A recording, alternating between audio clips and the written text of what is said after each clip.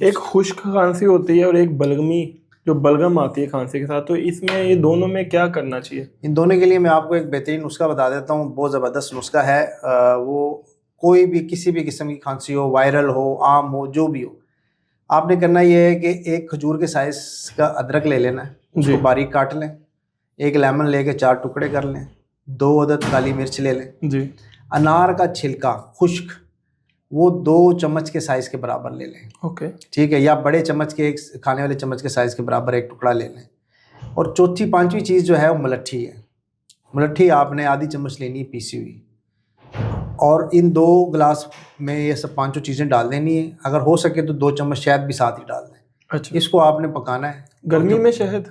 जी, वो खांसी के वाले से ना, वो एंटी आपका जो एलर्जी जो होती है उसको, इसलिए बहुत ज़बरदस्त चीज़ है, लेकिन शर्त ये है कि शहद 1 नंबर होना चाहिए। ओके। एलर्जीज़ के लिए बहुत कमाल की चीज़ है आपकी शहद जो है, एंटी एलर्जी है। और ये इसको 2 गिलास जब 1 कप पे आ जाए तो फिर इसको उतार के छान के भून लें, आप उसको पिए सुबह दोपहर मतलब 2 शाम गिलास इंशाल्लाह। पानी डाल के उसके अंदर बॉईल करना है, जब वो 1 गिलास रह जाएगा, 1 कप रह जाएगा, 1 कप रह जाएगा तो उसको उतार उसको आपने लेना है। इस्तेमाल करना है इंशाल्लाह ताला। इससे बहुत ज़बरदस्त आपका किसी भी किस्म की खांसी हो, खुश्क हो, तर हो, वायरल हो, हर किस्म की खांसी के ऊपर बेहतरीन काम करता है। अच्छा सर, टोंसिस, टोंसिस का क्या मसला है? ये टोंसिस हो टॉन्सिल्स जाते हैं आजकल बहुत। बच्चों को बहुत ज़्यादा हो जाते हैं। ये आपके जो टॉन्सिल्स हैं, बेसिकली यहाँ पे 2 दरोगा बैठे हुए हैं, 2 गार्ड्स बैठे हुए हैं, ठीक है ना, जो आप सांस ले रहे हैं या मुंह से जो वायरसेस जा रहे हैं, ठीक है ना। बच्चों में रुतूबात वैसे ही ज़्यादा होती हैं, उनको तो वैसे ही वायरसेस बैक्टीरिया को ज़्यादा कैरी करते हैं, ठीक है ना। ये लिम्फेटिक इधर नोड्स होते हैं, ये इधर उसके हमारे चौकीदार होते हैं। ये जरासीमों को ख़त्म करने के लिए, किल करने के लिए अल्लाह ताला ने इधर गिल्टियाँ बनाई हैं इसकी। तो ये जब मुतासिर हो जाती हैं बच्चों में ज़्यादा, तो उनकी ये फूल जाती हैं। फूलने के बाद कईयों को पस पड़ जाती है, अमूमन स्वेलिंग हो जाती है। स्वेलिंग होने के बाद बुखार हो जाता है। बुखार हो जाएगा तो फिर गला पक जाएगा, खांसी होगी, ये सब चीज़ें। इसके लिए फिर बहुत ही ज़्यादा गदूद फूल जाते हैं, बड़े हो जाते हैं, उनकी ग्रोथ रुक जाती है, बच्चे सूख जाते हैं, मतलब कद भी छोटा रह जाता है, कद भी छोटा रह जाता है। जी। डॉक्टर्स रात कहते हैं ये ऑपरेट होगा जी। तो इसके लिए बेहतरीन ये है कि होम्योपैथिक, बतौर मैं होम्योपैथिक डॉक्टर भी आपको एक चीज़ रेकमेंड कर दूं। अगर आप कमज़ोर बच्चा हो, सुस्त हो, गले में गिल्टियाँ वाज़ेह तौर पे नज़र आती हों, और उसके लिए जो है ना एक ब्राइटा गार्ब जो है ना, एक 30 पोटेंसी में आप 4-4 कतरे सुबह दोपहर शाम बच्चे को पिलाएं। इंशाल्लाह ताला आपका ये बच्चा एक्टिव भी हो जाएगा, गिल्टियाँ भी ख़त्म हो जाएंगी। साथ साथ में देसी 2 चीज़ें बताऊँगा, हल्दी, मुलट्ठी, सौंफ, कस्ते शीरी। जी। हल्दी, मुलट्ठी, सौंफ और कस्ते शीरी, 4 चीज़ें। चारों चीज़ें बराबर वज़न लेके उसको शहद में मिक्स कर लें। वो चम्मच का चौथा हिस्सा सुबह दोपहर शाम बच्चे को वो चटवाते रहें। और एक और कमाल की चीज़ है जो टॉन्सिल्स के हवाले से है, वो थोड़ा सा आपको बनानी पड़ेगी। एक लहसुन की गट्ठी ले लें, गट्ठी यानी कि पूरा, जिसमें कोई 10-20 दाने जवे जुड़े हुए होते हैं, गट्ठी ले लें पूरी। आपने साथ में लेने 4 दाने कलवंजी के, 2 दाने काली मिर्च के और 2 पत्ते सना मक्खी के। इस चारों चीज़ों को आपने एक तवे पे रख लेना है।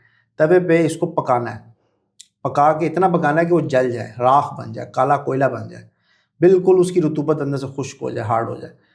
खुश्क करके, काला स्याह करके उसको फिर उसको आपने उतार लेना है। उतार के उसको हाथ से पीसेंगे तो वो पाउडर बन जाएगा। उस पाउडर के अंदर आप थोड़ा सा शहद डाल लें। अगर शहद नहीं है तो शरबत दूध से आप प्लस मुलट्ठी वो थोड़ा सा मिक्स कर लें, ठीक है ना। वो मिक्स करके उसका पेस्ट बना लें, और वो आप जो है ना बच्चे को सुबह दोपहर शाम 4-5 दफ़ा उसको आते जाते उंगली के साथ चिटाते रहें। फौरी तौर पर इंशाल्लाह ताला उससे बहुत ज़बरदस्त फ़र्क पड़ेगा, क्योंकि लहसुन के अंदर एक केमिकल होता है एलिसन।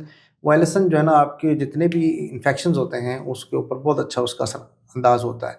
और साथ में तूतसिया प्लस मुलट्ठी या खाली तूतसिया का शरबत जो है वो आप साथ में ले सकते हैं। ये अमल करवाएं कोई महीना 1.5 महीना, इंशाल्लाह ताला आप ऑपरेशन नहीं करवाना पड़ेगा, बच्चा आपका बिल्कुल ठीक हो जाएगा, उसकी ग्रोथ भी बेहतर हो जाएगी और आप दुआएं देंगे। टॉन्सिल्स का शर्ती इलाज इंशाल्लाह सर, इंशाल्लाह। जो आम है, शुगर वाले खा सकते हैं? देखिए, हर चीज़ का एक बैलेंस है। बॉडी जो है ना बैलेंस तरीके से ही चलती है।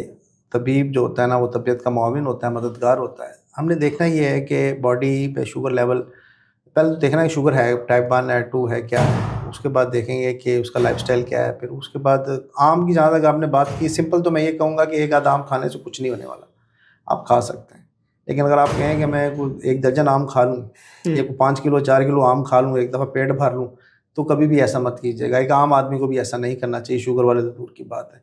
अगर 2-4 आपने स्लाइस लेने हैं तो वो ले सकते हैं बतौर टेस्ट, उससे कोई फ़र्क पड़ने वाला नहीं। और आम वैसे भी नेचुरल मीठा है, इसमें मीठे भी कई किस्म के होते हैं, फ्रुक्टोस और ग्लूकोज और इस तरीके से अब काफ़ी सारे मीठे हैं, और वो डिपेंड करता है कि शुगर के ऊपर कौन सा अफेक्ट कर रहा है। बिल्कुल।